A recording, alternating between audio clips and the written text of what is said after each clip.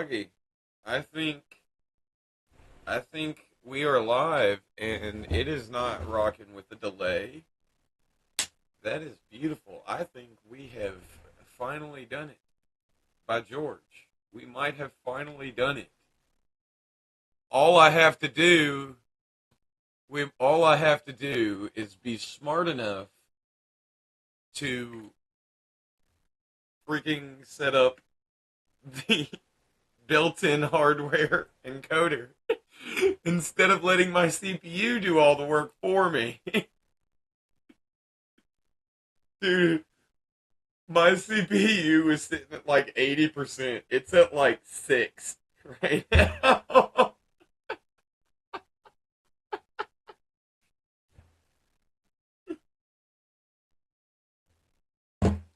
Oh, I have finally figured this out, I think. So, folks, this will be a lot less stress for me. So, we might actually get some content. Uh, Speaking of no stress, we have decided this is a no war zone. So, with all the stuff that's going on, right? There is, a lot of tensions, hot. People are saying a lot of things that are a little crazy, right?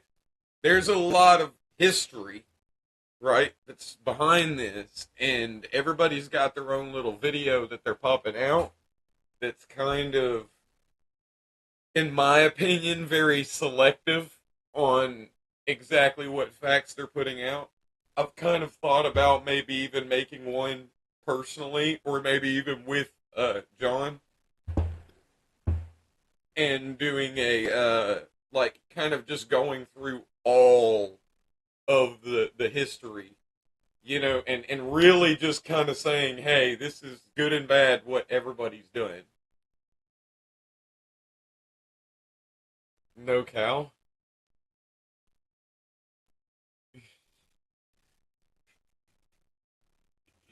But anyway, the point being is tensions are hot and like bad decisions are made when people just fly into emotional rages.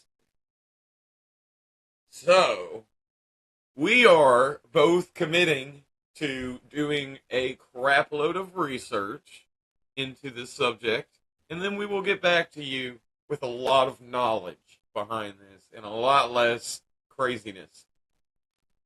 I will do it. I will do it if he wants to be a coward and bow out and not do this kind of research. No, I'm just kidding. I'm not saying we're going to come out. I'm not saying we're coming out next week. I'm not saying we're going to come out next week and tell you this shit. I'm just saying, but I think that we can go in and do this, and I think, and I'm just making the point of we don't have to go through every little tiny thing, but I think it's a good point to kind of point out all the major events and kind of say, hey, this is what happened with this. This is what the retaliation was from the other side. This is what happened with this. This was the retaliation from the other side. This is what these guys did. This is what these guys did. This is what these guys did. You know what I'm saying? And kind of frame it instead of framing it from one side or the other, report it in just a dry, this happened, then this happened, then this happened, then this happened, if that makes sense. Not opinion, this is what happened. You know what I'm saying? So, well, we will, which we could always do that and that's what I think is cool. Like we could do that, and then at the very end, kind of make our assessment of the entire situation. You know, no, no, no. You can't say anything because this is my podcast, and you're just here to agree with me. Anyways, no, you can say whatever you want, Doc. I'm just playing.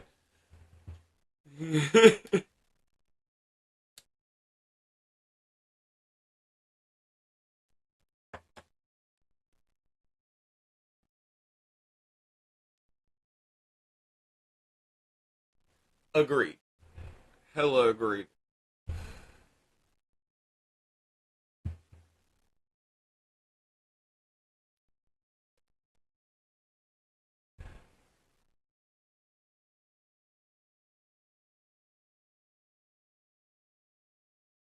Yeah, it is wild, man.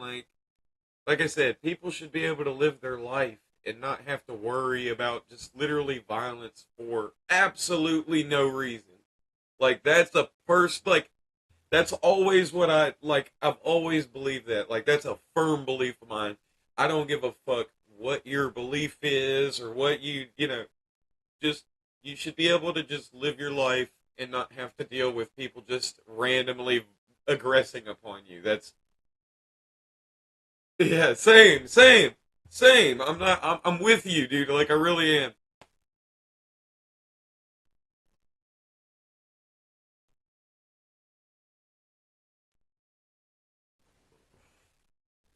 And like 20 years ago, we did it with fucking Muslims too. So like,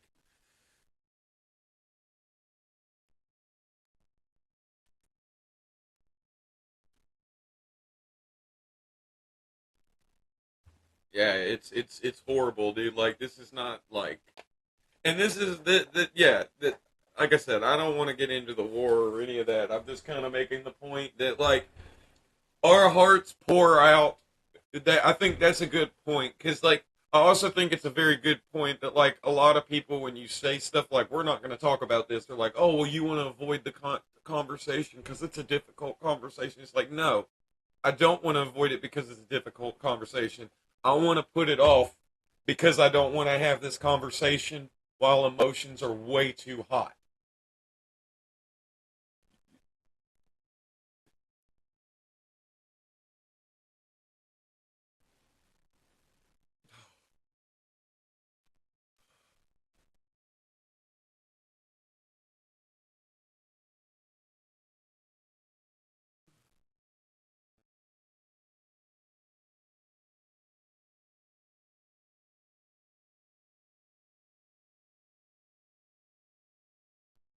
And oh my god, who the fuck is we, bro? Where you got a fucking mouse in your pocket? Where's your gun?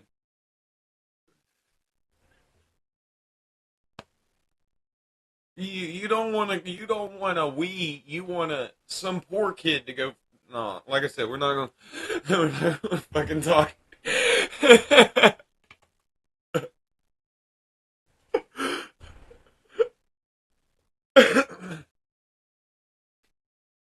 No matter yeah that, like no matter who they are, like innocent people, like those are the people that deserve to be protected in my opinion. That's like above all my always opinion.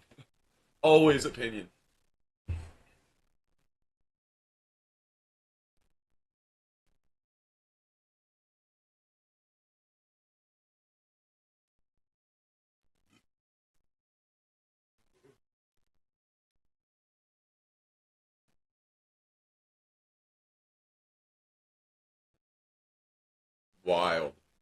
Mhm. Yeah.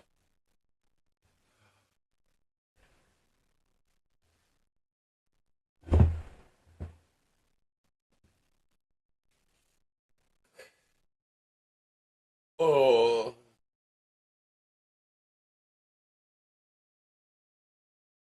I've always been on that on that on that train. Innocent people deserve defense always. Peaceful people, and like people might like I will say that like because people might say, oh well, if you believe X, Y, and Z, you're not. I don't give a fuck what you believe. I believe what you. I care what you've done. Like I said, at the end of the day, innocent people like because funnily enough, let's segue on off. This is something that like maybe somebody out there who has anger issues or some kind of issues might benefit from this little piece of advice because something that I've told a few of my friends with anger issues because it's something that I kind of figured out myself and it's truthfully you have a right to your feelings. Everyone has a right to their feelings. You don't have a right to your actions, right? So and like that even applies to beliefs. Like you have a right to believe whatever the hell you want to believe. How you act is what matters.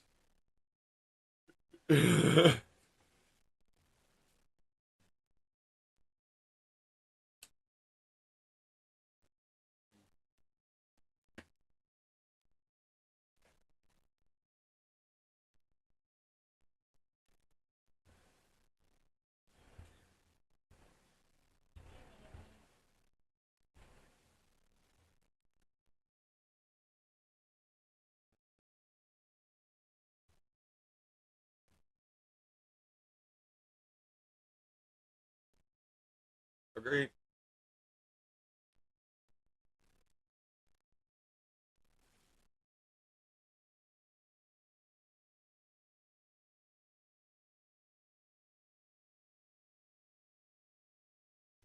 Agreed.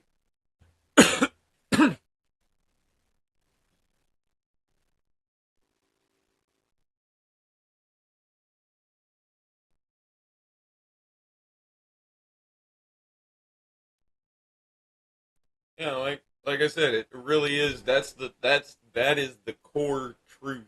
There is it's just really that because it's like if you're wanting to throw things against the wall and stuff like that, like, and then like you do also have to progress into that sometimes because like seizing, especially anybody who actually has like legitimate rage issues will know what I'm talking about. Is it's like you literally lose all control over your actual self, and it's just like if you're in that if you're in that mode, right? The best way to handle it, it's this simple. Like, um, if you gotta punch something that won't break, it won't break you. You know what I'm saying? If you gotta throw something against something that won't break or break the thing that you're throwing, right? It's like start to actually learn to target things. Then that will learn. You can slowly do that. Like you slowly move that control down that line. You see what I'm saying?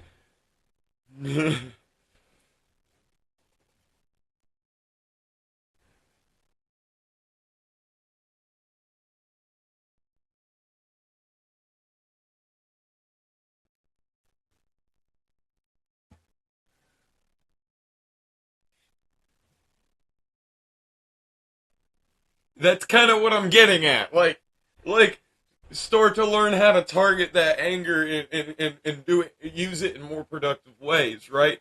And it's like everybody just starts with they try to start you on fucking level 10, and they're like just start cleaning something, and like that's level 10, dude. Like that's level 10 of targeting your anger. You got to start with level 1 on these types. You know what I mean? And level 1 might be instead of punching that wall, punch that pillow. You know what I'm saying? Instead of throwing your phone against the fucking wall, throw it against the bed. So it'll bounce up in the air and then hit the bed again. You know what I mean? If you need another time, do it again.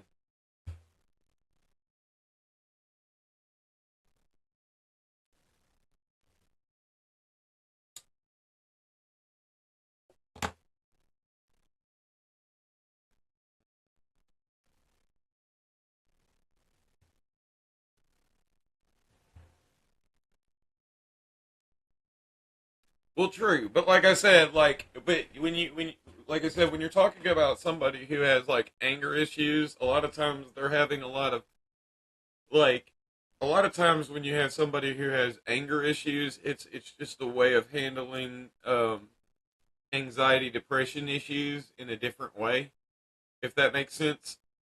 And a lot of these people have you know, you, they're always on the edge. So the littlest thing is what sends them spiraling. So it's kind of like when you're on that situation, it's like a lot of this stuff is advice that's easier said than done, but it's stuff that actually does work, and you have to. It's stuff that you have to kind of.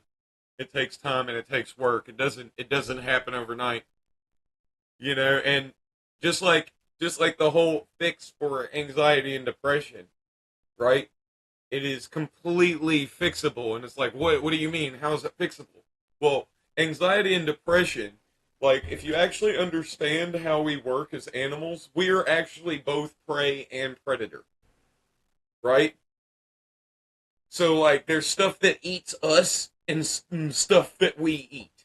We are both prey and predator in the food chain, right? This is why we have both prey responses and predator responses, right?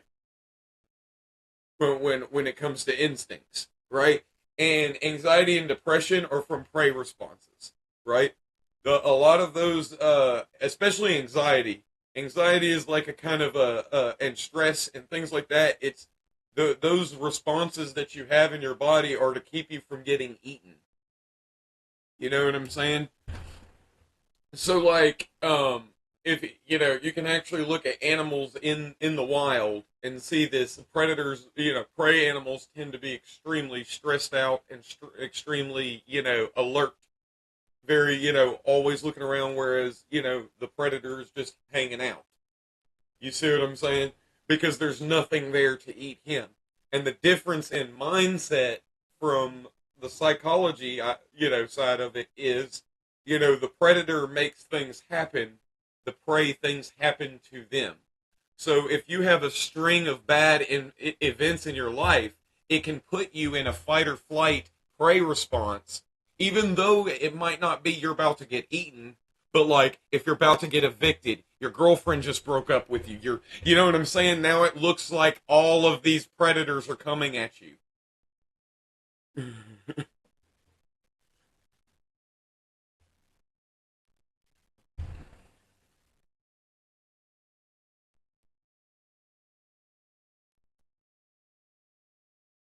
Well, I'm sure that there's a lot of I'm sure that and I'm not well let me not say I'm sure. I would guess that there's a lot of linking to the a long period of being in an anxiety response creating an anxiety disorder, if that makes sense. But the same way that I wouldn't doubt if it would be reversible from putting a long period of but it being in a non-anxiety in a more predator response, creating that. Not necessarily saying go eat meat. I'm making the point of make things happen.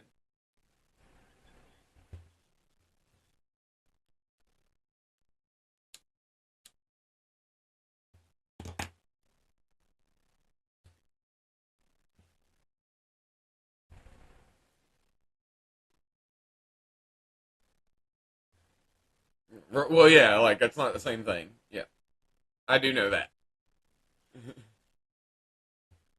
But right, but I'm just saying, like a long period of that creates that response. Is my point, and that's kind of my point. Is like when you get into that, then you're always on that edge, and then like I said, the way that you get out of that is to slowly inch your way off that edge.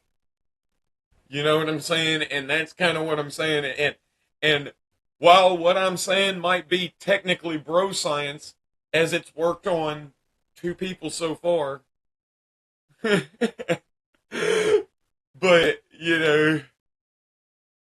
but like I wouldn't doubt.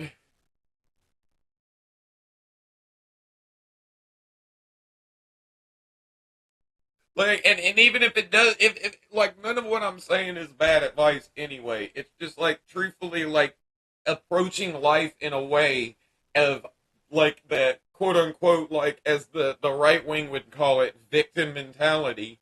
But like literally feeling like everything is happening to you versus the person who is making things happen. Like that is a completely different mindset, and one of them is way more likely to have you being anxious and depressed. I promise you that. I promise you that. And like I said, again, a lot of times easier said than done because when you're living in a tough life, I get that. You know what I'm saying? Again, easier said than done. But that is a lot of what it has to do with it, which is why I guarantee you people who have a lot more security are going to be more likely to be less depressed. Because again, they're going to feel like they're able to make things happen. Like people who feel like they're making things happen and they're making, you know what I mean? And life isn't happening to them. You see what I'm saying? They're going to not be depressed. And that's kind of what I'm saying is like there's a large correlation to that, you know? And like I said, I don't care if you're Bill Gates. If you just started watching your whole life crumble, you know what I'm saying? You're going to start getting depressed.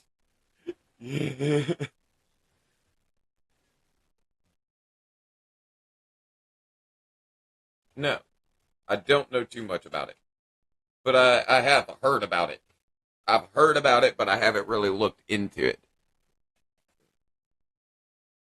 Is it related to the old main character syndrome? I know what that is.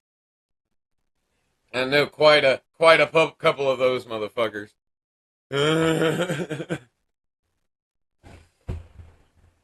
And those people drive me bananas.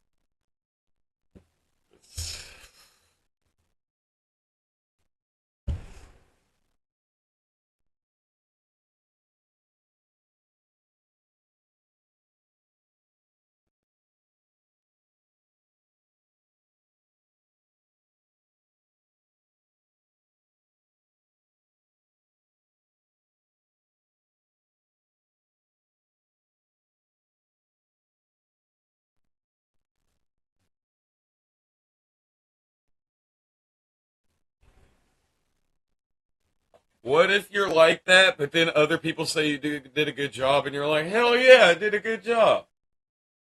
Because that's me. Because that's me. Because I'm over here just generally like, I don't know, man. Did I do good enough? And then somebody else comes by, dude, that looks awesome. And I'm like, okay, bet.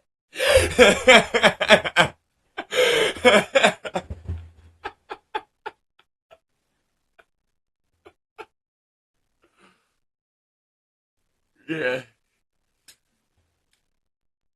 Well, not necessarily insecurity. I'm also kind of very like hard on myself and perfectionist. Like I really am hard on myself and perfectionist about like little things like that. Like I don't know, when I do a job, I want to do it well, so that way I know, like I'm known for it. Ah, dude, you're just saying that shit to make me feel better, aren't you?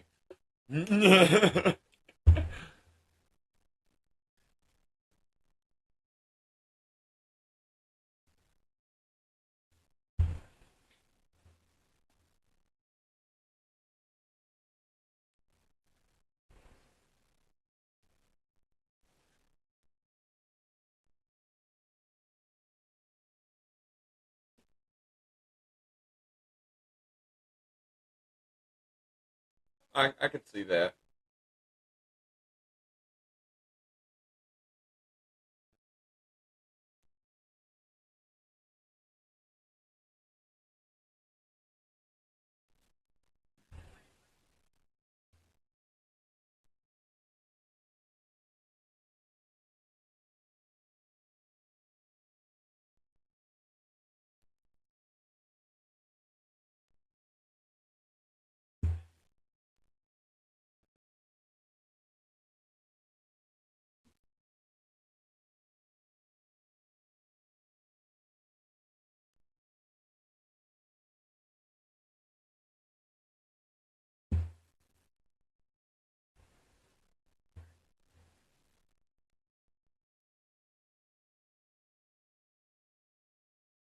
I am just so happy that this is streaming wonderfully. I am pretty high. Which we could segue into. Come on, man. Look at this. I bought this at the store in Alabama. It's a jar of weed. But so so are we going to thank Donald Trump and Mitch McConnell for accidentally legalizing marijuana? It was 40. It's 40 chess. It was 40 chess. Come on, yeah, that's true. That's true. Yeah, like that is a good point. Like the part where he like wanted to end the Syrian war and like picked the guy that wanted to keep it going for his Secretary of Defense who resigned. Well, he didn't increase the bomb strikes. If you actually look into it, what it was he gave the authority over to like generals. Yeah, it's like they were which they were all like, Like, which made no sense. Like I said, again, like, what the fuck was, like, oh my god. I could go on and on and on about that shit. It's like, oh, I think we should end, all these wars, all these drone strikes are so bad. Hey, generals that want to do all the drone strikes, you can just do it without my authorization.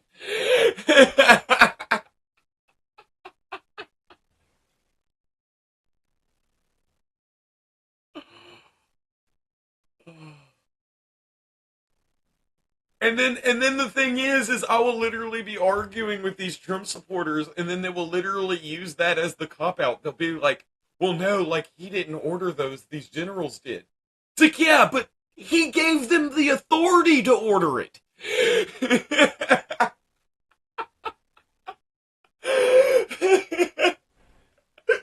Like he literally gave them the authority to do it.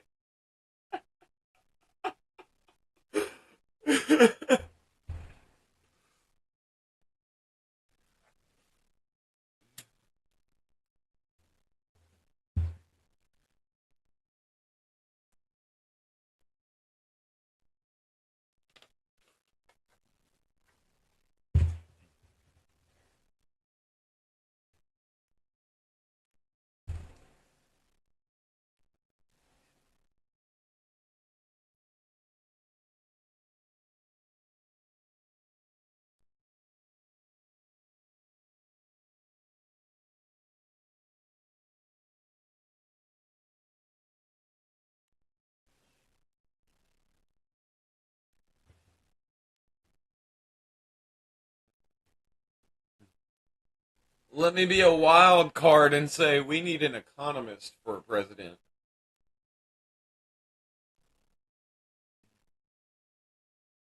An actual economist, not somebody who paid somebody for a degree.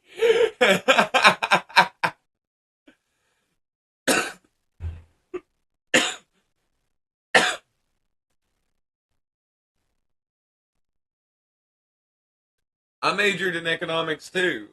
And like I said, I will tell you this: I majored in economics, right, and double majored in poli sci, right, and I did my own research. Oh, a lot of people like to call that reading. Um. Anyway, I will tell you that I learned so much more outside of school than I learned in school. I will tell you that easily because what I learned in school was a lot of Chicago school and Keynesian economics. I learned communism and um, Austrian economics outside of school, and I actually learned a couple of other little weird off kilter things here and there. But like, yeah, like I've done a lot of dives into a couple of different theories, but the point being is the least interesting ones I learned in school. And interestingly, the only ones I learned in school were the ones that were pro state. Hmm. Hmm. The government's coming to get you guys. I'm telling you. Telling you. Telling you.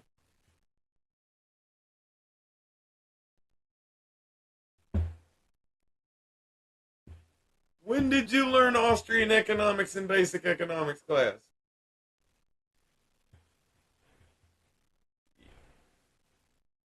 Well, it might depend on your economics professor, though. I will say that. Like, if you get the right, you certain economics professors will talk about communism more than others, and certain will talk about Austrian more than others. But yeah, like, which is weird. You'll never get one that'll be like, we're talking about Austrian and communism, which is messed up because I think that, like, honestly, people should get taught both. Because I think communism is really good for class theory, and I think Austrian is really good for, like, a base, you know, system that the world would operate under.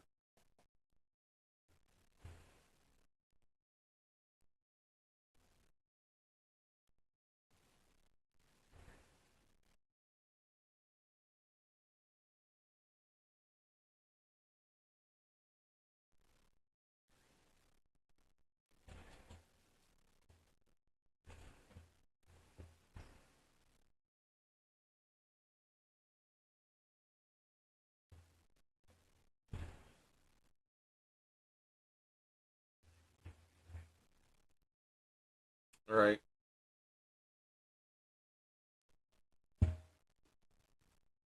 Well, Keynesian and monetarist, which in Chicago school, which is monetarist and Chicago school, like they're the top three.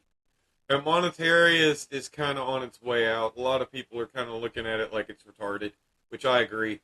Then you also have MMP, MMT, modern monetary theory, which is fucking rainbows and unicorns bullshit.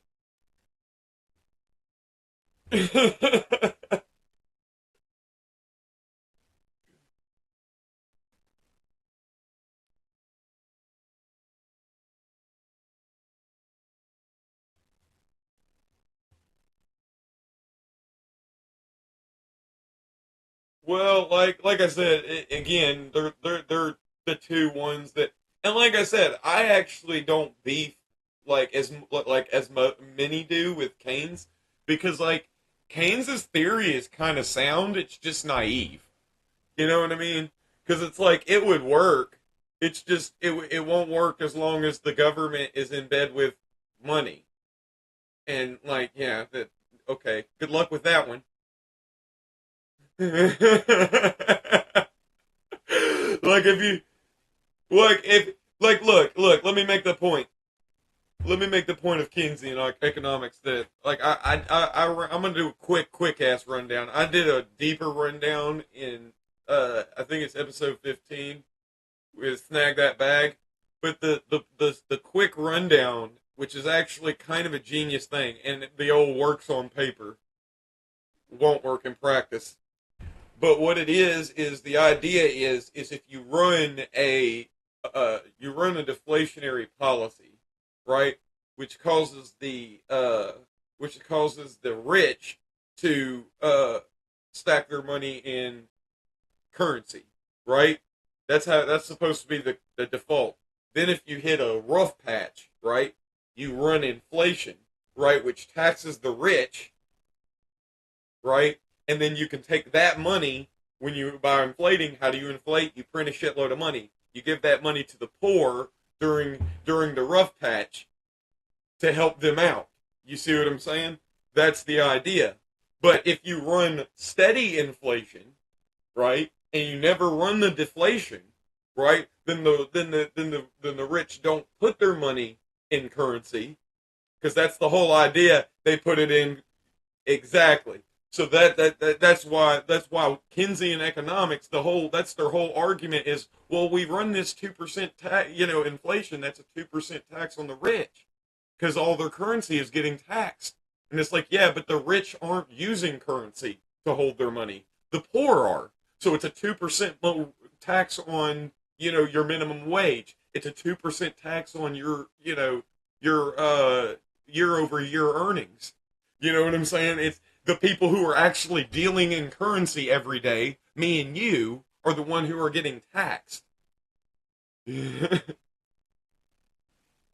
So the reason why it wouldn't work, making one last point, the reason why I say it's naive to say that it wouldn't work. So even if you ran it perfectly, right, you couldn't let the rich know before you ran inflation. Because if you let them know beforehand, they'll dump it all into like houses and so you'd have to snap and not let them know. And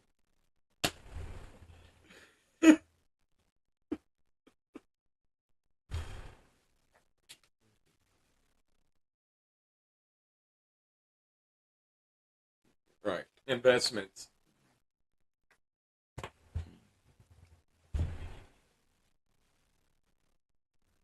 Exactly. Exactly.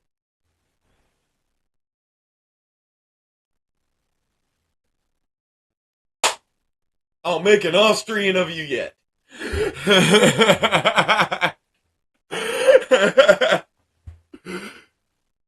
But yeah, no, that's kind of the point. The point that Austrians make is that money naturally follows a deflationary trend, right? Because people will store their wealth in the money, right? So it'll naturally slowly deflate, right, as people store it, right? And as people have a certain amount of money, they might look at it and go, hey, I could turn this into something, and they might invest it. Because you're always going to have investment because people want to grow their wealth. People, things need to be done. You know what I'm saying? Like investment, like, and that's another thing too that I've like, that a lot of people get mad at me for my, intellectual property stance and whatnot. But it's like I truly don't believe that money is the mother of invention. I believe necessity is, and that necessity driven products give you better stuff than profit driven products. Profit driven products give you fads. Profit gives you better necessity products. But just having purely profit for the new idea, right, gives you fads. Does that make sense?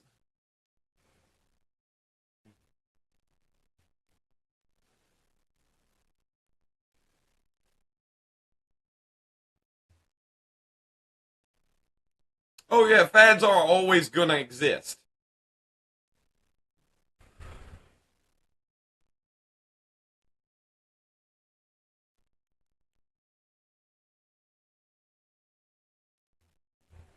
Sure.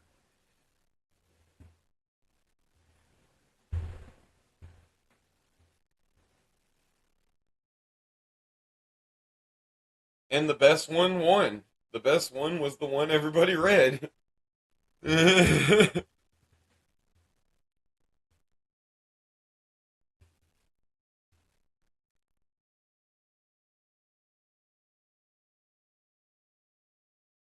No.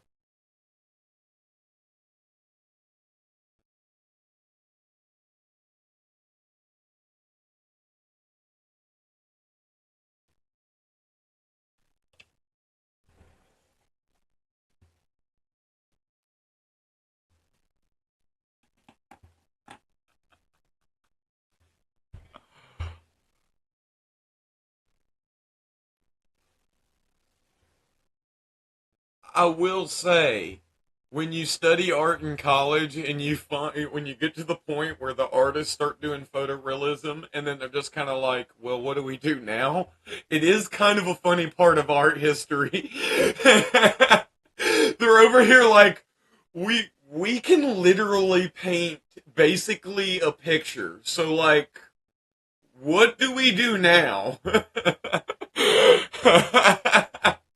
Then you start getting impressionists and all that stuff.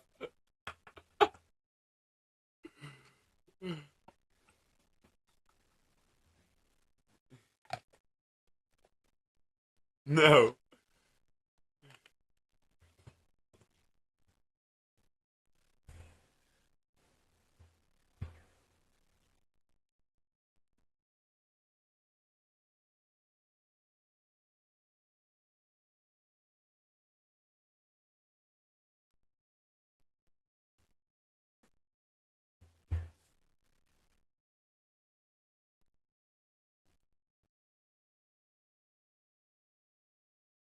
People duct taping a banana to a canvas.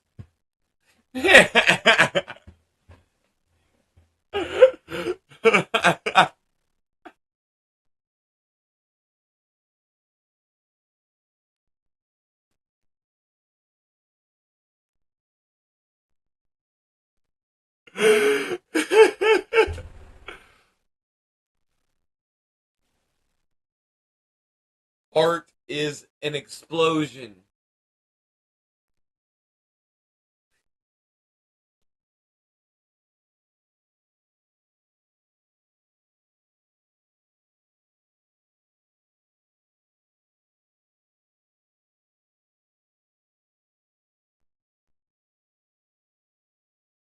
Well, this is the argument that I've always made is that like socialism and fascism are two flavors of very similar things, right?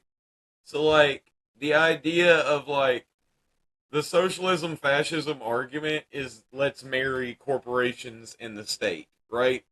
The idea of socialism is that oh we'll make the state the daddy. The idea of fascism is we'll make the state the daddy. But the difference is socialism, they assume the state is going to be good, and in fascism, they assume the state is going to be mean. Truthfully, that is really what it is. If you go and you look into what fascism was, it's very it's indiscernible when you look at the two terms.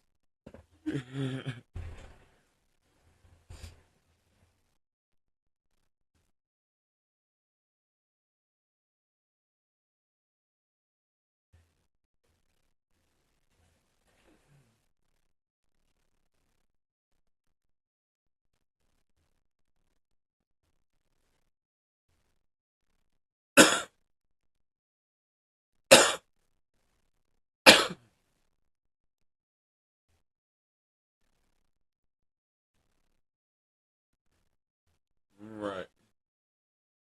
Right. Yeah, it's a little bit more nationalistic in flavor. And that's kind of what I'm saying is there's a little bit more flavor of evil to it, but this differently there's not much different because like people will be like, "Oh, that's a big difference, right?" And then you go look at like USSR, you look at communist China, which is really socialist China.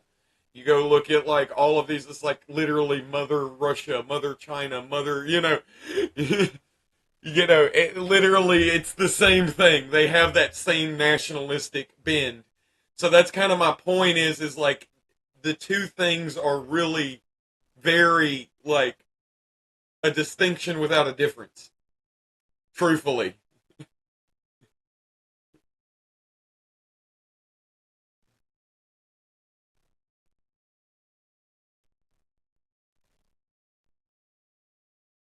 Well, like I said, China is more socialist. That's why I like that. I make that argument.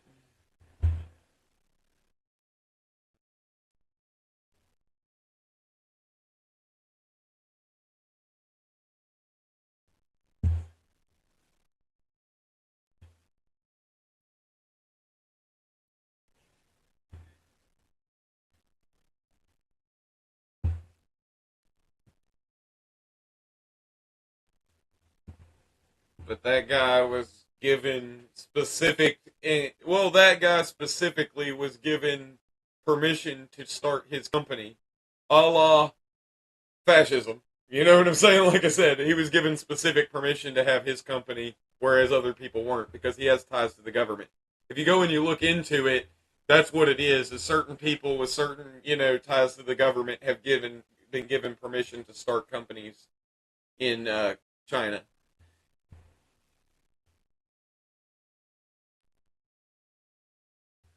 Well, yeah, but like I'm talking, I'm talking about like it's not like just open to the public to apply. It's certain people get, you know,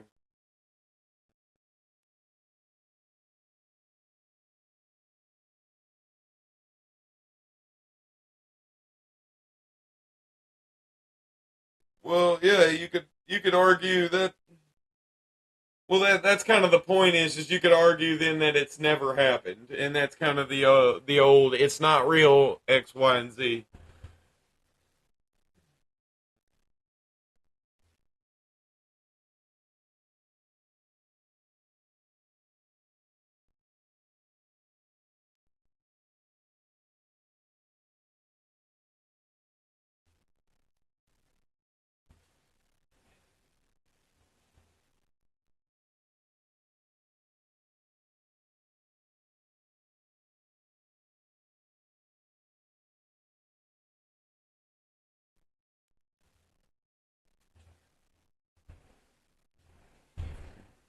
Yeah, that's kind of the distinction that like fascists will make is like, well, the socialists say that the people will own the means of production. Well, if the people are the government and the government owns the people means of production, then the people own the means of production.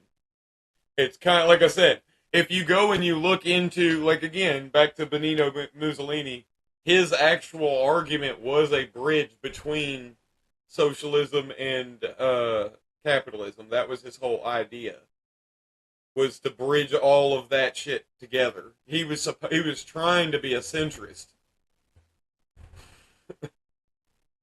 Weirdly, weirdly, he was trying to be.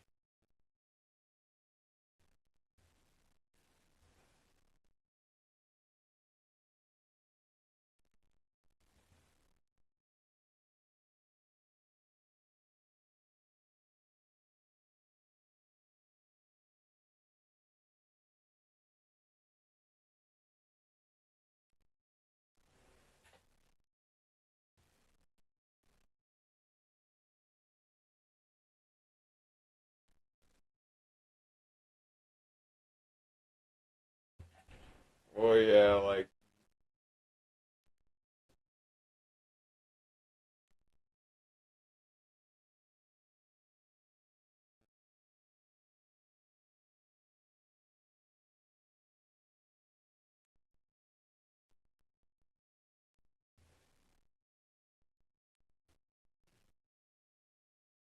but how would you define right though? Yeah,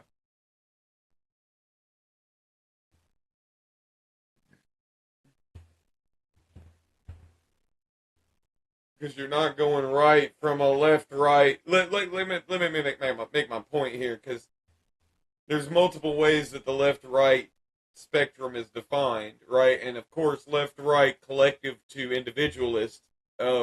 Of course, fascism is obviously a collectivist idea, right? So technically, in that spectrum, it is left, right? On that specific spectrum, you know what I'm saying? Now, if we're talking about like libertarian to authoritarian, left right, right, then of course it's obviously far right. You know what I'm saying? So I think we would all agree there.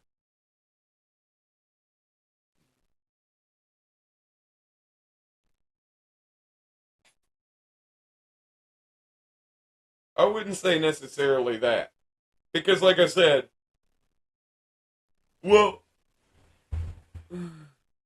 no, I wouldn't say necessarily. I wouldn't necessarily say that you were. I wouldn't say that those two things are the same, right? So, like, you can be democratically elected and be the enemy of liberty, right? Because liberty is about doing what being able to do what the masses don't want you to be able to do. Because, like, you can always do what everyone wants you to be able to do. You see what I'm saying? Like, that's always been the case. Like, like, if everybody, like, you can always say what everyone wants you to say. Like, you know what I'm saying? Like, liberty is saying the thing no one wants you to say. Does that make sense? So, no, I'm making the point. I'm making the point.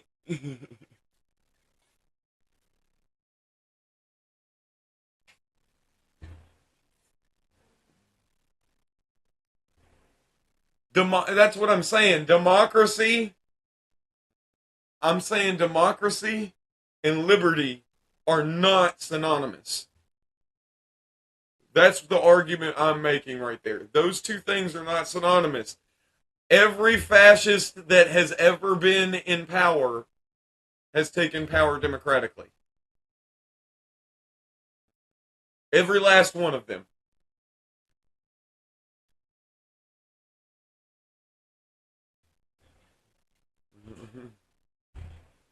Right. But that's kind of my point is a lot of these people, at least most of them, were elected. So that's kind of my point is that to say that they don't believe in democracy, and a lot of them hold elections even after they are elected. So it's not necessarily the case. The truth of the matter is though what they do believe in is the will of the majority does outweigh the will of the minority. So if we get fucking 51%, fuck you and your liberty, the 49. That is what they believe.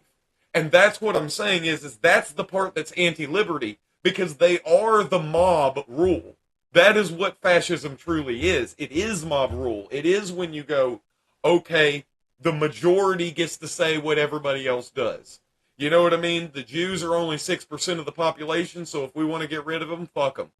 That's what fascism is. You know what I'm saying?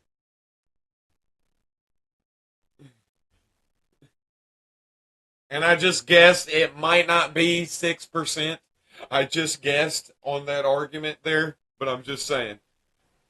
I, if somebody wants to fact check me, I could be hella wrong.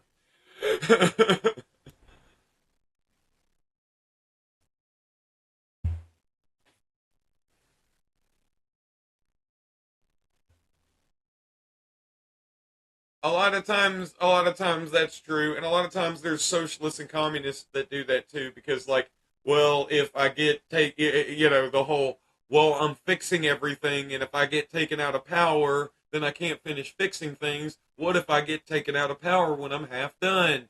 Yeah, the old excuse that's used all the time.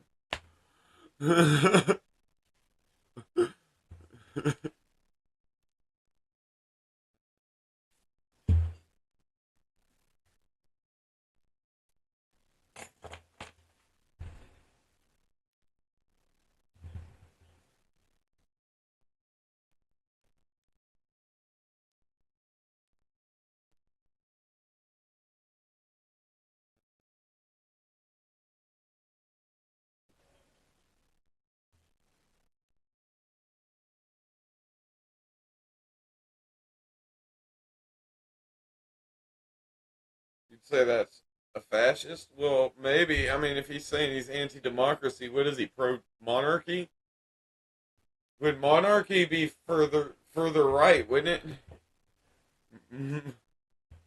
Yeah, monarchy would be further right than fascism, though, wouldn't it?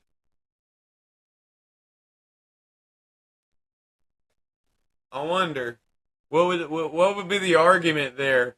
I'm curious. What would be the argument there? Because you have like monarchies that got overthrown, during World War I, and then out of that you had, you know, these fascist, socialist and all these like big bad dictatorships that rose up out of those.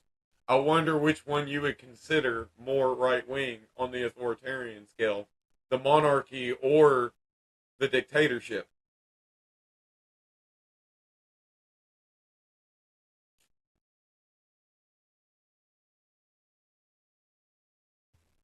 Well, that's kind of no. What I'm kind of I'm kind of wondering. I would have to actually look at the policies. That's kind of what I'm kind of curious as to what level of authoritarianism each allowed, if that makes sense.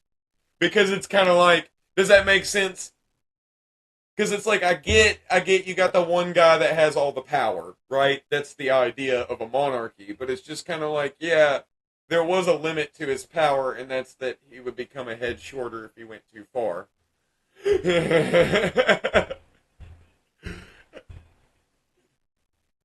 Right, right. And I would argue that like what's going on in like Kim Jong Un, right, like North Korea, is way further than any emperor of Korea has ever been able to take that kind of.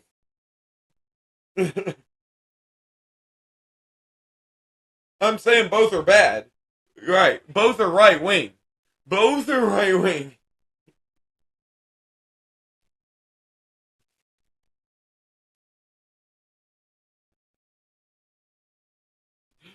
Both are right wing.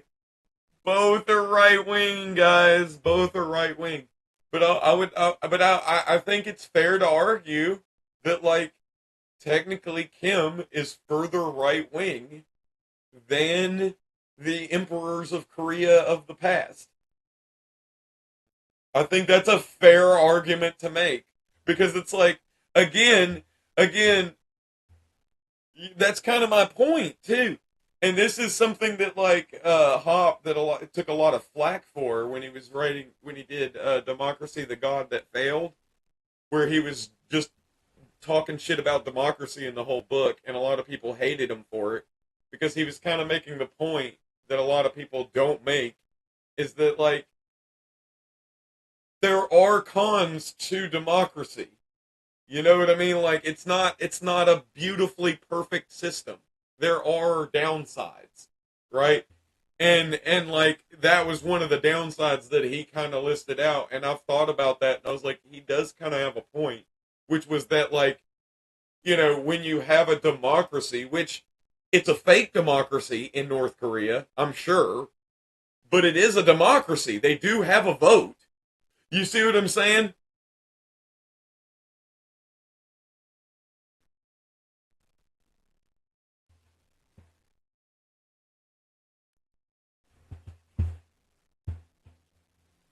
But like I saying, but like what I'm getting at is like what what what democracies create is this appearance of the support of the appearance of the support of the majority, right?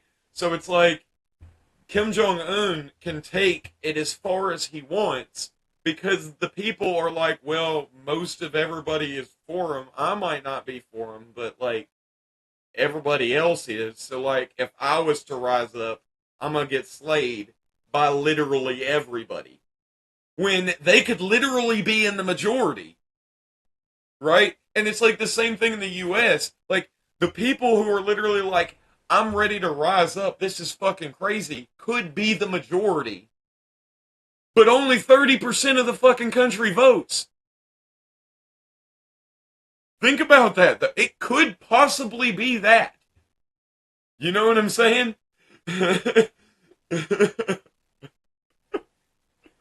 You see what I'm saying?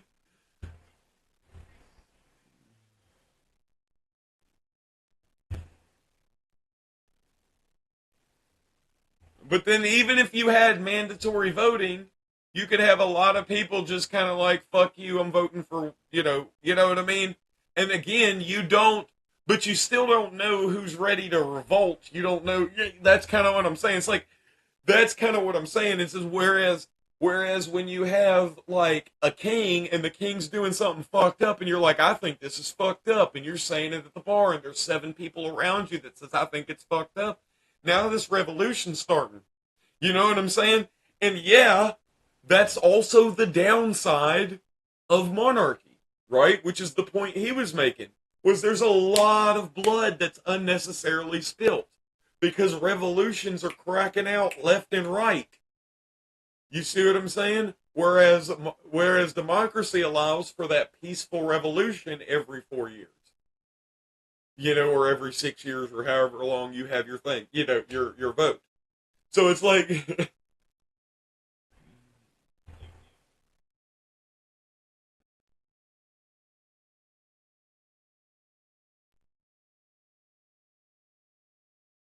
right.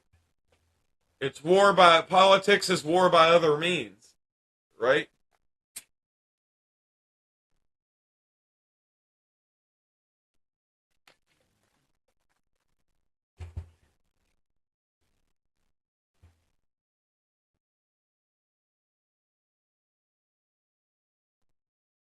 Exactly.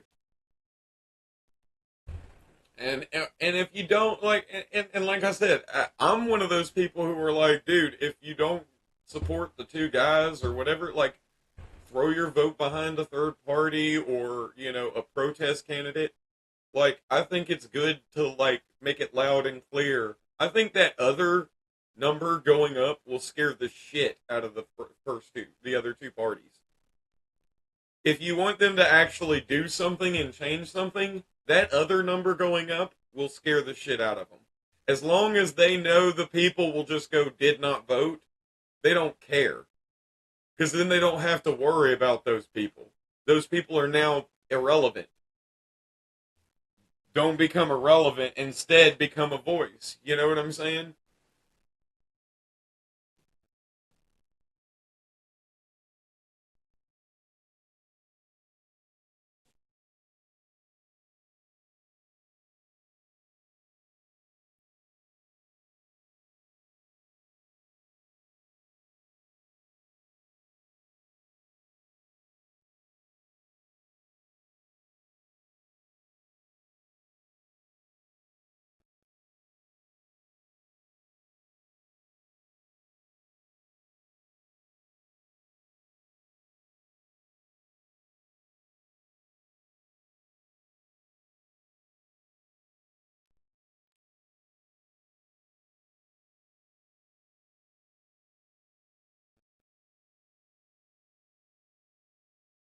Well, if you look at it like this, right? Like, because this is kind of how I look at it. It's like if you look at these two candidates and you look at them and you're going like, there's like a 3% difference between what they have that I like, and the percentage for each is like 25 and 28 that I like.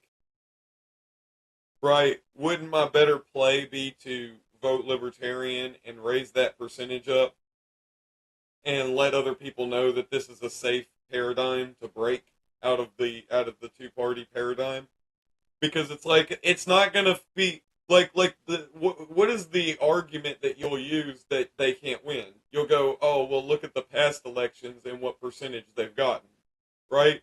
So me contributing to that percentage rising contributes to the argument in the future that they're worth voting for. Does that make sense? Especially when you're talking about me, dude. I live in Alabama. It's going red. It's going red. No matter how I vote, it's going red. And I especially will tell that to any libertarian. If you live in a solid state, fucking vote libertarian. Why the hell?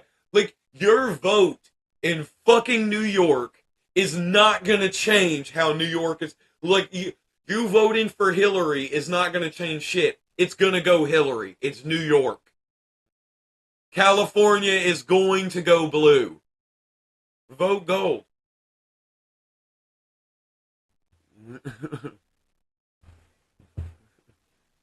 I could see you doing what John is saying. Honestly, I would actually see you doing what John is saying if you lived in a swing state. I could see that being a considerable argument.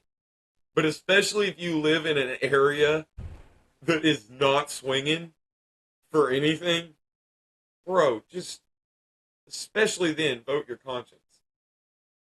Vote who you actually support.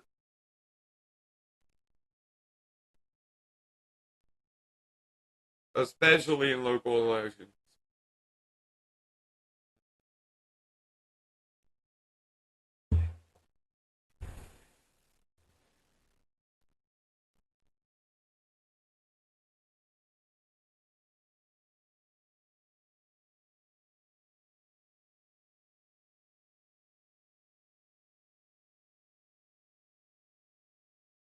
And the thing is too strategically from a third party's perspective, like winning a bunch of local stuff and then showing that you can do that shit in local is how you move up. And then it's just like, who's this Alliance Party? Oh, this dude's been in Oregon just kicking ass for fucking 14 years. I'm telling you, go check out his record. And then you're just like, oh shit, I might have to check this Alliance Party out. What else have they done? Oh, it looks like they've been over here in California. They've been over here in fucking Nevada and New Hampshire, and you know what I mean. And you're just looking at it, it's like it looks like they're kicking ass everywhere they're at. Maybe we should really consider this guy for president. You see what I'm saying? And again, this is what the Libertarian Party is trying to do. And like I said, especially if you're talking about a state like Alabama, no, dog, I'm voting third party.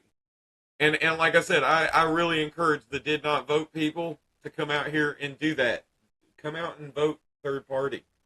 You know what I mean? And come out and say, hey, screw you. I don't like any of these choices. If you want to say that, say that. And I'm not even telling you vote libertarian. You can vote green. You can vote alliance. You can vote, vermin supreme. You can vote Mickey Mouse. Honestly, I actually encourage people not to vote for somebody who doesn't exist. Right? And I don't do that because no, not obviously what I'm saying. The reason I say not to do that is because they're gonna make a joke and a gimmick out of it when it shows up on the TV and stuff like that. It's not gonna look like a protest. It's gonna look like you fucking off. You see what I'm saying? So voting for a vermin supreme, a libertarian, a green, or whatever is holy shit. People are really starting to jump ship on this Democrat Republican. That's the story. You know what I'm saying? That's what the story is. All of this voting for Hennessy and these nuts is not going to do that for you.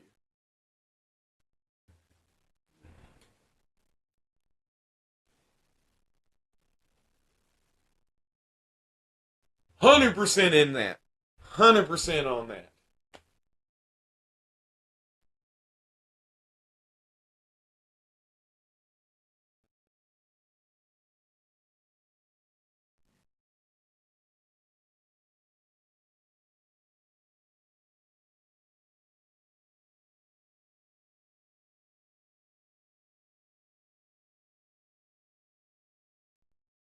I have a quick question. Just a quick interruption here. If you had RCV, would Democrats be your first choice?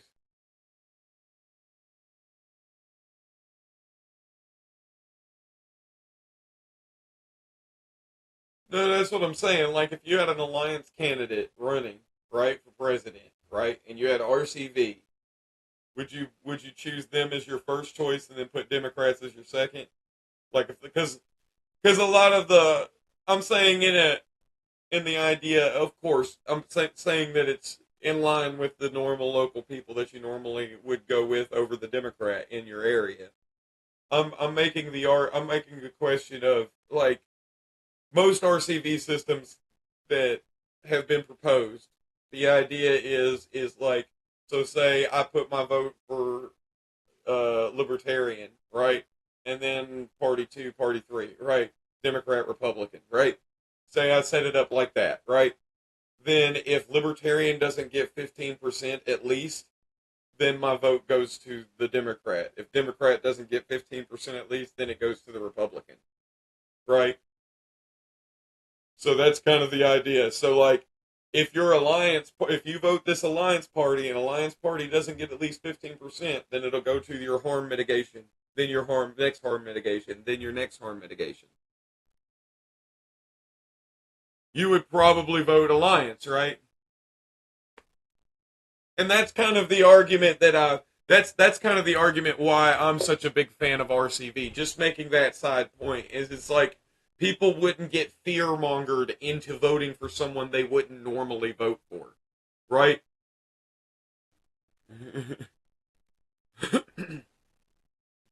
I want people to vote for, not against.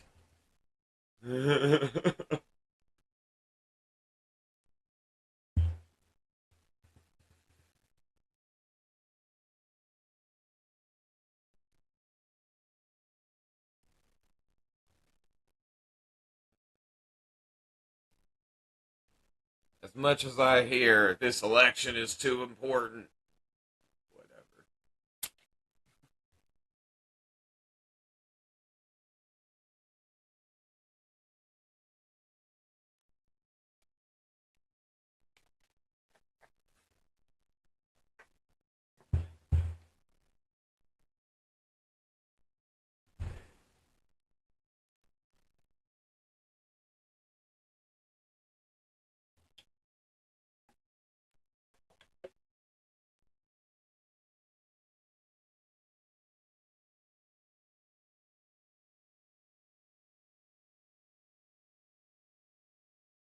I cannot forget when I was working as a waiter and talking to the lady that was a cook. And I was like, "Can you believe Trump said he wanted to uh kill the families of terrorists?" Like, you know what I mean? I was like, "That's wild. That's a war crime. Like they're not responsible for what their, family member is doing." You know what I mean? And I can't remember I will never forget saying that to this lady and her going, "Trump ain't going to be president." And this is in the primaries.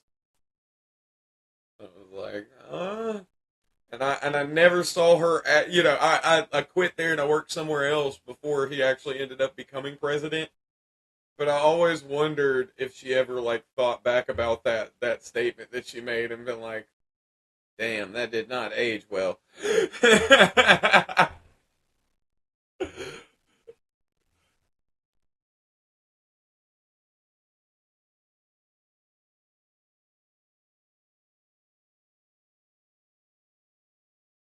I remember so many of my Democrat friends cheering him on just because, and they would pretend like they weren't doing it, but I knew exactly why they were doing it. They were like, "We're gonna cheer him on because he can't win."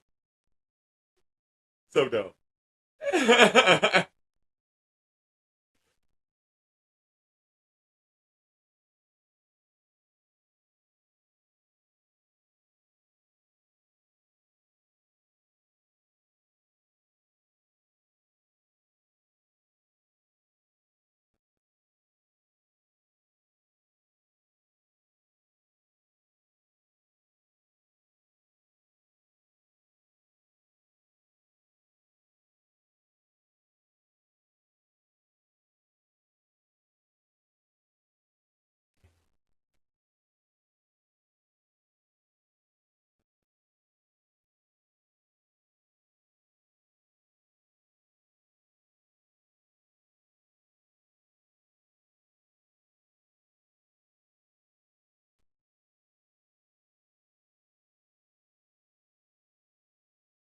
But I think that was also like I agree with Dave Smith in what he says on this is it's like also kind of what was genius about Trump was that kind of Trump really ran against politics. And so because of that, it was just kind of like, you know, like he kind of ran against the whole. He said he was kind of running, saying this whole thing is ridiculous. Like, you know, this isn't real. None of this is real. We're all like the news is all lying. You know, everything is just a fucking show. This is this guy. All of these people in this fucking crowd are donors, which was true. You know what I'm saying? All these people, are all that. The polls don't show this. The polls show that. And he's like, the polls are all fucked up, which was true. You know what I'm saying? Like all of this stuff what was it not? He won shit that was saying that he was like fucking 10 points behind. Like that's wrong polls.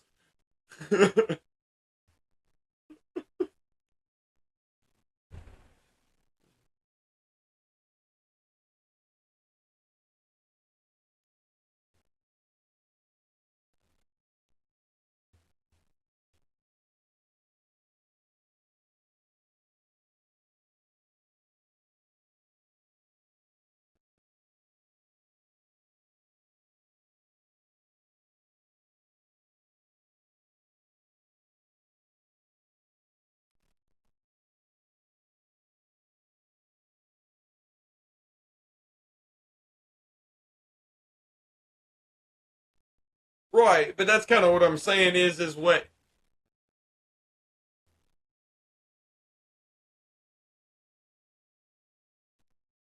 Oh Lord, sweet baby Jesus. But that's kind of what I was saying. I'll just keep talking for a second. But like, yeah, that was his genius. Was he was running against the idea of politics itself, and because he had that like really kind of I'm the new kid on the block. I'm running against politics. He made He makes people run on experience, which is actually kind of his genius as well. That a lot of people don't understand why he's so hard for other politicians to defeat. Because it's like when you're running on your experience and you're Hillary Clinton and you got a laundry list of fuck ups that you're pointing to as your experience, it's really hard when you're Joe Biden and you're running against him and you're trying to run as being the experienced guy, and again, you're pointing to a laundry list of fuck ups as what you got. And it just makes it really easy when he's just kind of like, they're like, well, you fucked up. Yeah, but I'm the guy that's inexperienced.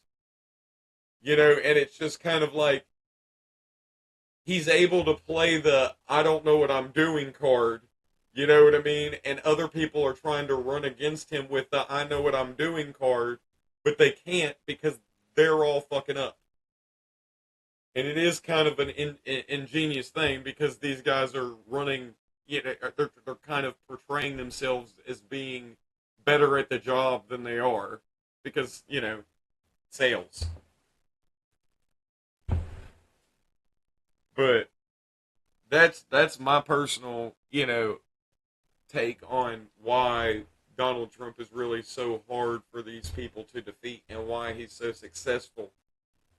You know what I mean? It's because, like, truthfully, again, politics has been an anti game for so long. It's not about being, pro this guy or anti this guy, or it's not about supporting conservative values or supporting, porn, again, against porn stars or being for this or that. It's not about that. It's become about anti, right? And he's anti the press, the anti the media that they hate. He's anti the state that they hate.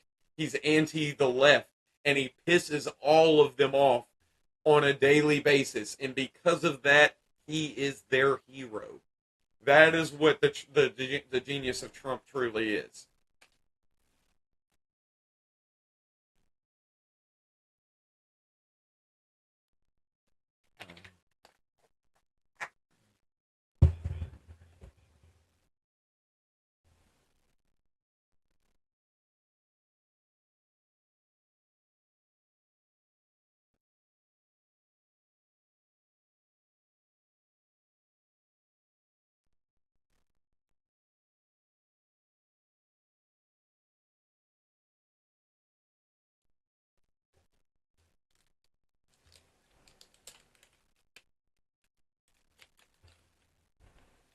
Like I said, it's a fury. It's a fury response is really what it is. It's just kind of it's the result of voting against. And this is kind of where I'm so on the whole idea of we need to get rid of that idea of voting against. Because, like I said, this is why Trump is now, like, trending at what, like 50 something percent in the polls currently. You know what I'm saying? Like, he didn't even show up to the first debate. He's still got a primary to fight, and he's still polling ahead of Biden. You know what I'm saying? And I'm not saying that is a good thing. I'm just making the point that, like, if you don't read the writing on the wall, right? And that's really the problem that I think is the real issue. Is it's just like they still have the post 9/11 mentality, of why do they hate us? Instead of the 5 years later mentality of, okay, let's analyze what happened before and what was all going on and why it is, what's going on, what are we doing, what is, you know what I'm saying? You have to have that mentality.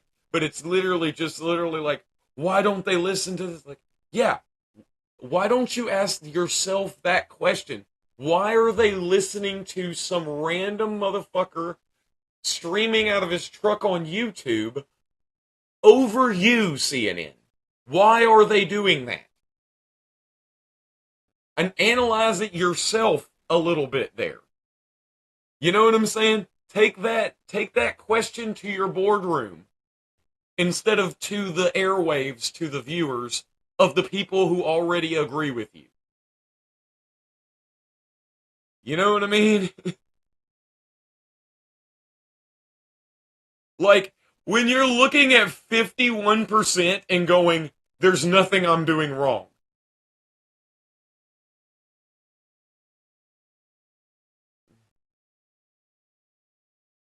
That's what I'm saying. 50, like, when you're looking at ridiculous amounts of people who dislike you, right? They're not the problem. Generally. You know what I mean? It's like, CNN, all of these people, and it's not just CNN and all the lefty ones. Fox News is dropping rapidly like a rock. You know what I'm saying? All of these other people are dropping too.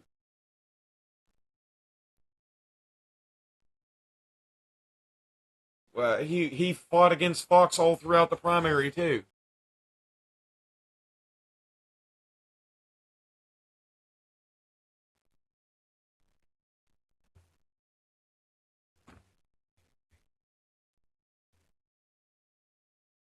And there was several times he came out after Fox a few times. Even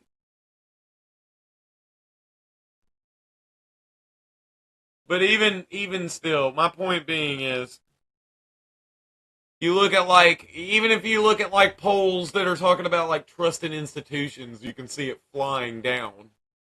Just generally, you know what I'm saying? And that's kind of what I'm saying.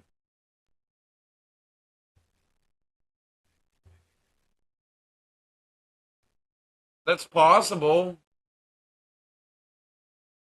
I'm not saying that's not possible.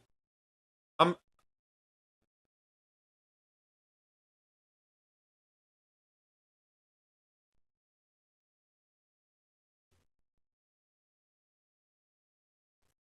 right in that specific situation.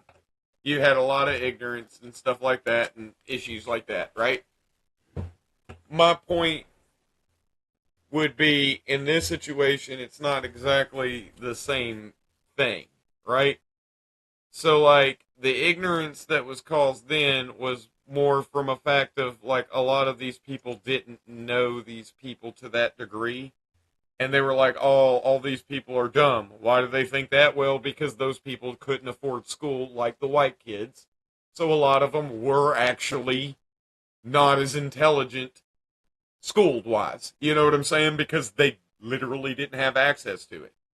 So it's like you formed these stereotypes based on observations of a few that you applied to the many. Right? This is where all stereotypes are born, right? So like to an extent that is true, and it's the same thing of the media and institutions and stuff like that, where one or two will start to lie a lot, and then the many get lumped in. That's true too. You see what I'm saying?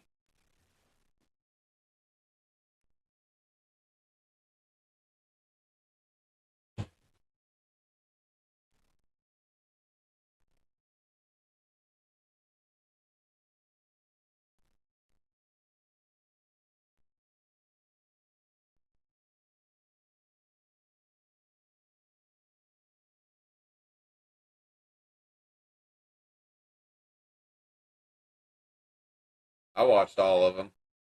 I watched all the cable news. I literally would just shuffle back and forth. I'm a weirdo. Ugh.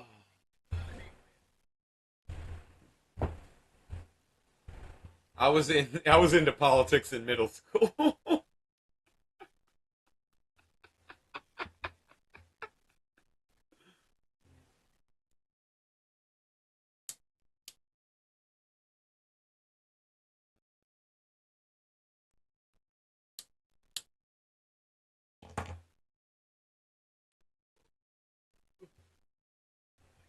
I wouldn't say that though. Like I wouldn't say that kind of stuff didn't but that's what I'm saying. Donald Trump didn't start that. Now he might have amplified that message, but that message had been said for a long time, especially from communists. That's where Tanya's all right with her Trump as a communist. Um,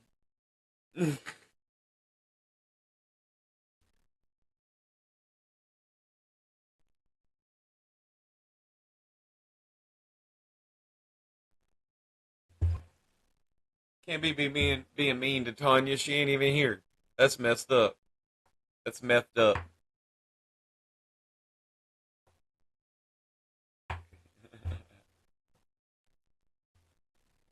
I was about to say, well, you kind of just did, but kind of are.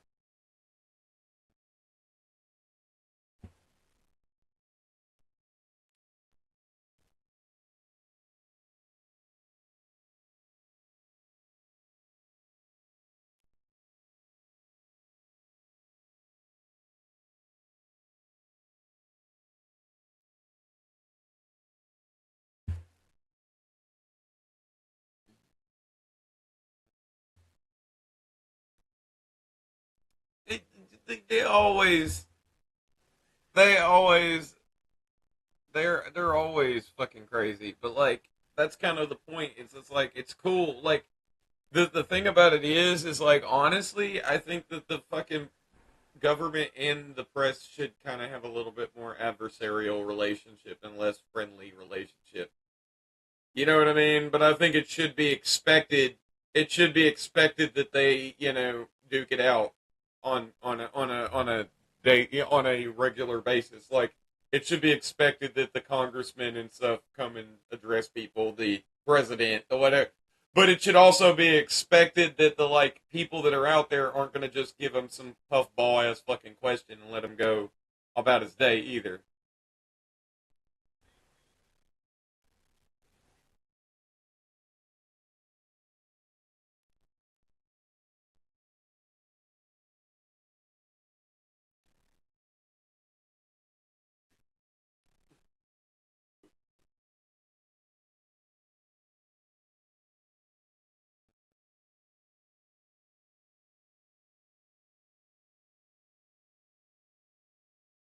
Right, but that's different. I'm not worried about that. That yeah, put that in your little tabloid magazine. Who cares? I'm not worried about that.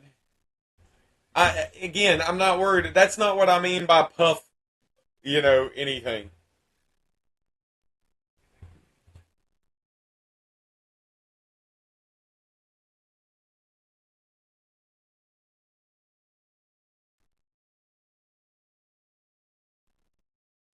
Right, and I'm not opposed to doing like two puffball questions to start with, and then deeping them in, or even doing a little puffball sandwich. I'm not opposed to that either. But like, you got it. The interview should be tough when it comes to these people who are meant to be leading us. They should be,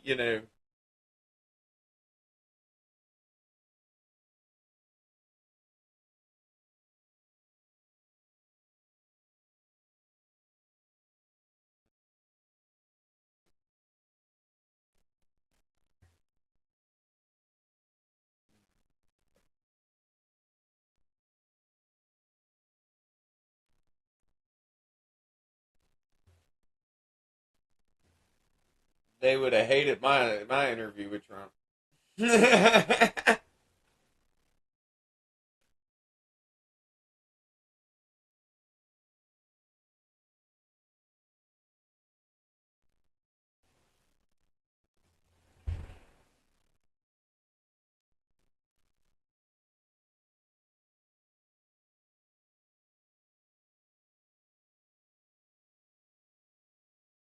which here's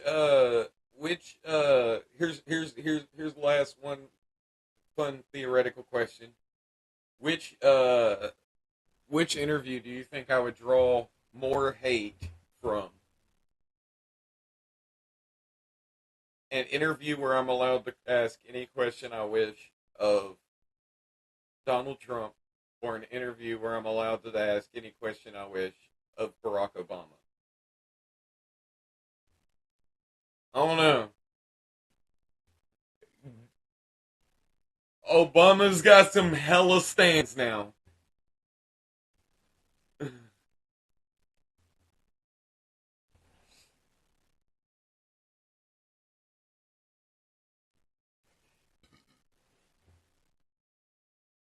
I'd be a racist tomorrow, dude. I don't know. I'd be a racist and canceled tomorrow.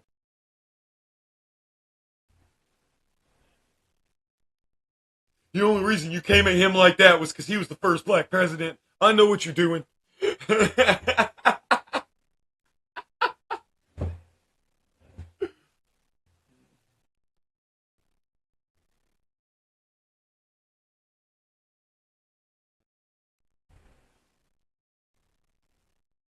Oh, I'm not saying that they aren't, but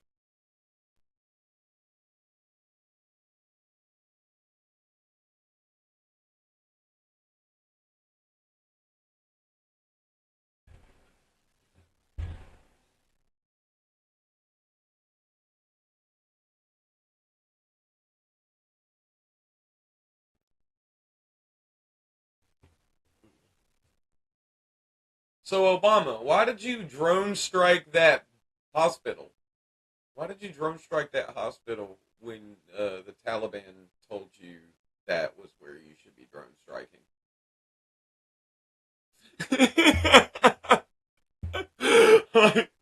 And you were told like 4 times from like 4 different sources that it was a hospital. Well, I was told there would be terrorists in that hospital.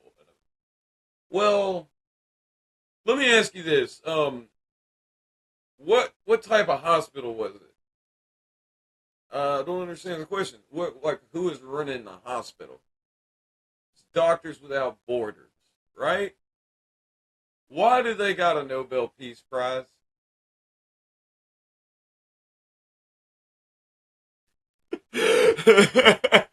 Because they show up to wars and they treat both sides. So yes, there were terrorists in the hospital being treated because that's what they do in hospitals to wounded at Doctors Without Borders, regardless of what side they're on.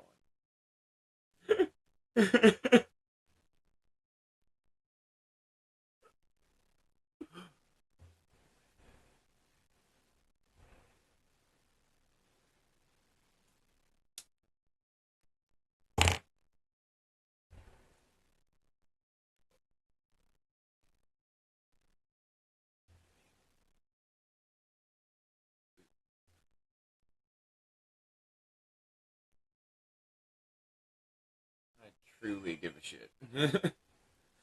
I truly give a shit. There's a yeah, yeah. That's just most. I could go in on Obamacare if I wanted to, but like again, Obama didn't write that. He had a bunch of insurance companies write it, which could have been his first clue that it was hot garbage. Hey, insurance is really expensive. Let's let the people who are the exact reason why insurance is expensive write the bill to fix it.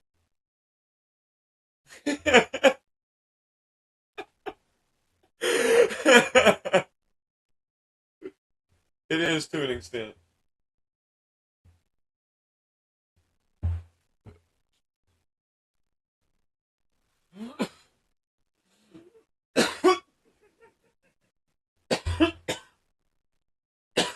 And that is a that is the worst argument that I hear Democrats say all the time. I hate that argument, and the reason I'll say that is Obamacare passed without a single vote from a Republican. And you can fact check me on this. Not a single vote from a Republican on Obamacare. Now, now listen. So the argument that we change stuff so the Republicans would vote for it is a ridiculous argument, given the fact that none of them voted for it. Because if that was the reason, then why wouldn't you just go, well, if they're not going to vote for it anyway, let's do the thing we actually want to do? Which is the truth is you couldn't get Democrats to vote for it.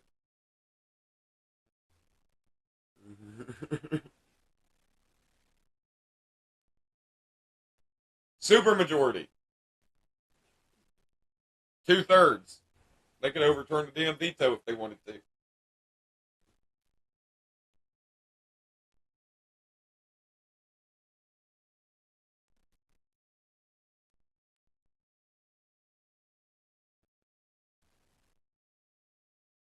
Making a very big point, real quick, that the argument, I'm just saying, because I've heard a lot of Democrats say, well, the Republicans wouldn't let us. Shut up with the bullshit. It wasn't the Republicans that wouldn't do that. It was the Democrats that wouldn't do it. You see, so like that's not true because the Republicans didn't vote for any of the shit. So that was 100% like The truth of the matter is Obamacare is 100% the Democrats' baby. That's all them. They are the only ones that did that. So success, fail, whatever, it was 100% theirs, and it was a failure. It was just a way to make insurance companies hyper rich.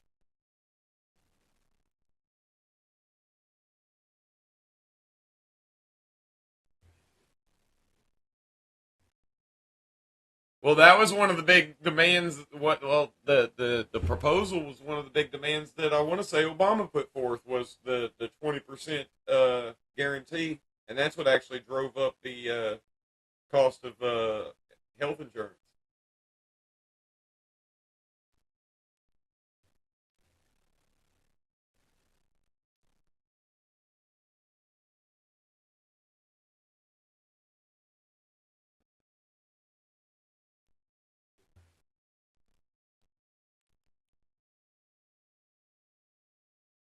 No,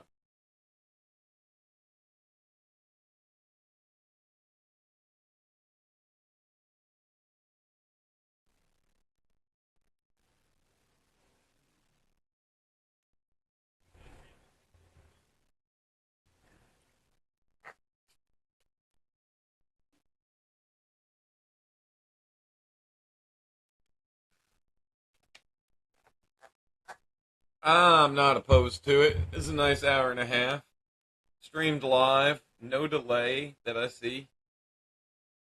Dude, it's just so amazing. I think we did a good job. I love it. I will take this moment to thank everyone who decided to tune in live. And if no one did, then thank you for listening, uh, playing it back. All right, guys. It's been another great episode of Dad Influence with your pals,